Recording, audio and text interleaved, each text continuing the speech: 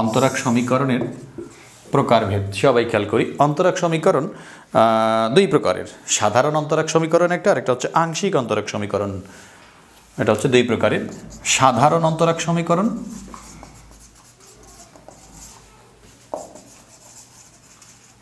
আর এটা হচ্ছে আংশিক অন্তরক সমীকরণ।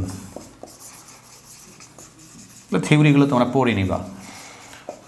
আংশিক অন্তরক সমীকরণ। সাধারণ অন্তরক সমীকরণটা কাকে বলা হয়? যে অন্তরক সমীকরণের অন্তরক সহগসমূহ একটি মাত্র স্বাধীন চলকের প্রেক্ষিতে থাকে, একটা স্বাধীন চলকের প্রেক্ষিতে যে অন্তরক সমীকরণ থাকে সেটাকে বলা হয় সাধারণ অন্তরক সমীকরণ, যেগুলো আমরা এতক্ষণ দেখলাম। আর এখন একাধিক স্বাধীন চলকের প্রেক্ষিতে যদি দেয়া থাকে, দেখো যে অন্তরক সমীকরণের অন্তরক সহগসমূহ একাধিক স্বাধীন চলকের প্রেক্ষিতে থাকে তাকে বলা হয় আংশিক অন্তরক সমীকরণ। যেমন d square y by d t square, d square y by d t square plus d y by d x, অর্থাৎ টি একটা স্বাধীন চলক, 5 ডি ওয়াই বাই, মানে ডি তো না ডেল্টা হবে আর কি, এখানে ডি না এখানে ডেল্টা। একাধিক স্বাধীন চলক থাকলে একটার সাপেক্ষে করতেছে, মানে অংশ নিয়ে করা মানে আংশিক অন্তরীকরণ। Del y by del x plus 10 y is equal মনে করো 20। তার মানে এখানে স্বাধীন চলক ডি ওয়াই বাই ডিটি, তার মানে ওয়াইয়ের মান কার উপর নির্ভর করে? টি এর উপর নির্ভর করে। এখানে del y by del x মানে কি? ওয়াইয়ের মান কার উপর নির্ভর করে? এক্সের উপর। Del y by del t মানে কি? ওয়াইয়ের মান নির্ভর করে, ওয়াইয়ের মান নির্ভর করে কার উপর? ফাংশন অফ টি এর উপর এবং এক্সের উপর। দুইটা স্বাধীন চলক আছে, এমনটা হইতে পারে, ধরে নাও যে y equal 2t square plus 4tx plus মনে করো 7x। তার মানে ওয়াইয়ের মান নির্ভর করে কার উপর? টি এর উপর এবং এক্সের উপর। তখন যদি তুমি অন্তরীকরণ করো একটার সাপেক্ষে, তার মানে কি? আংশিক অন্তরীকরণ। স্বাধীন চলক একাধিক আছে, তার মধ্যে তুমি একটার সাপেক্ষে করতেছো অংশ নিয়ে অন্তরীকরণ। সব স্বাধীন চলক একসাথে নয়, অংশ নিয়ে করা মানে একাধিক আছে, তার মধ্যে শুধু টি এর সাপেক্ষে করতে, তখন হবে ডেল ওয়াই বাই ডেল টি।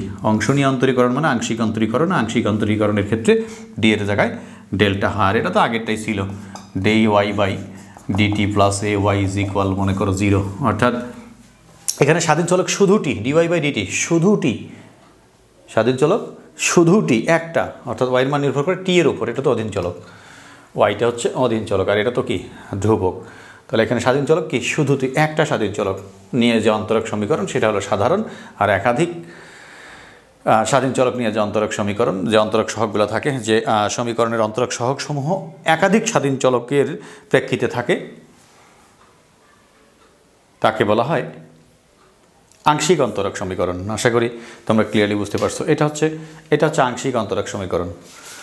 তো এরপরে তোমরা পড়বা সাধারণ অন্তরক সমীকরণ এবং আংশিক অন্তরক সমীকরণের মধ্যে পার্থক্য। এই দুইটার মধ্যে পার্থক্য, সাধারণ এবং আংশিক অন্তরক সমীকরণের মধ্যে পার্থক্য। থিওরি, ইম্পর্টেন্ট থিওরি, ভালো করে পড়বেন এগুলা। রৈখিক বা একমাত্রিক অন্তরক সমীকরণ,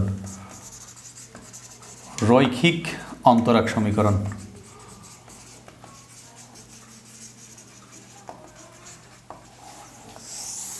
রৈখিক অন্তরক সমীকরণটা হচ্ছে যে অন্তরক সমীকরণের অধীন চলক এবং অন্তরক সহগের মাত্রা এক।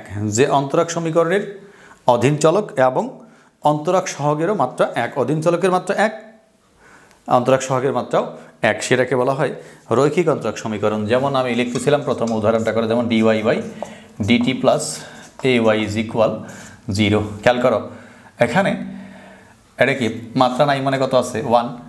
অন্তরক সহগ, এটা ডিওয়াই বাই ডিটিটা কি? অন্তরক সহগ। এটা রৈখিক মানে 1 মানে রৈখিক বা একমাত্রিক বা লিনিয়ার। এখানে অধীন চলক কি? ওয়াই, ওয়াইয়েরও মাত্রা নাই, মানে কি আছে? 1।